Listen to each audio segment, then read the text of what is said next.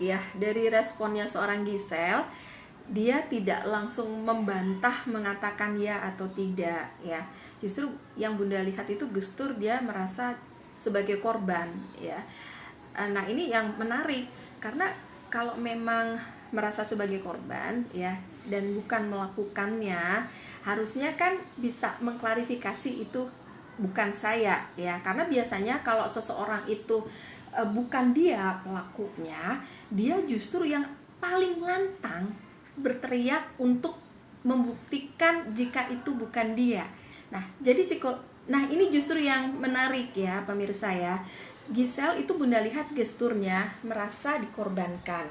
Tetapi ada yang aneh juga di sini. Kenapa? Biasanya orang ketika dia merasa tidak bersalah melakukan yang dituduhkan, itu justru teriakannya itu yang paling nyaring untuk menantang orang-orang untuk membuktikan bahwa itu bukan dia. Tetapi ini justru Gisel tidak lakukan. Ya, justru sebaliknya Gisel merasa justru dikorbankan, tetapi kok tidak tidak memperjuangkan untuk mengklarifikasi atau mengatakan dengan tegas bahwa itu bukan saya ya, seperti yang biasanya korban-korban lakukan ketika dia merasa tidak bersalah ya.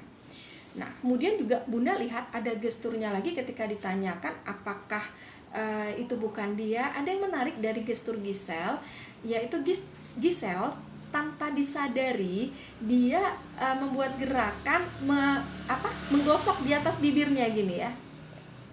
Nah, gerakan ini menggosok di atas bibir bahkan sampai menggaruk begitu, itu adalah respon di bawah sadar untuk menunjukkan perasaan sangat tidak nyaman, perasaan campur aduk, ada malu, ada kesel, ada cemas gitu ya.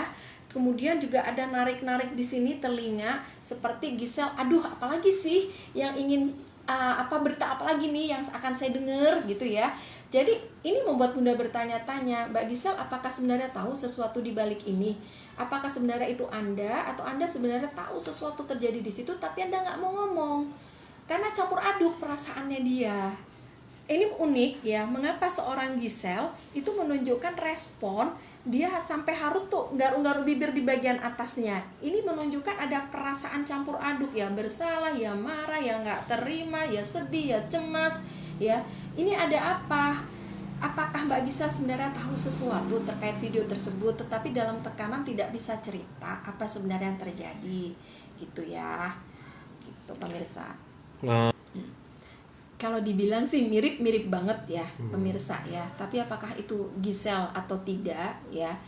Nah, ini masih harus dicocokkan lagi dengan dengan banyak parameter. Jadi tidak semudah itu ya pemirsa kita langsung bilang oh itu pasti Gisel. Enggak, belum tentu, karena kita harus cek dulu apakah video tersebut bener asli atau editan. Itu pertama.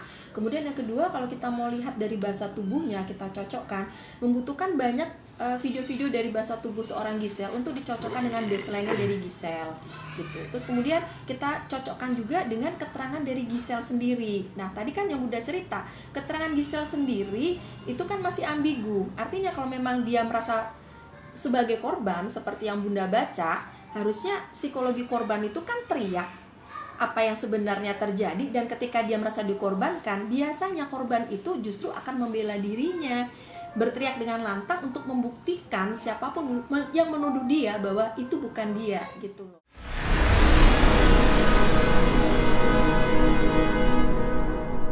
Jadi jangan lupa untuk subscribe Cumi Cumi. Ditekan ya tombol lonceng merahnya.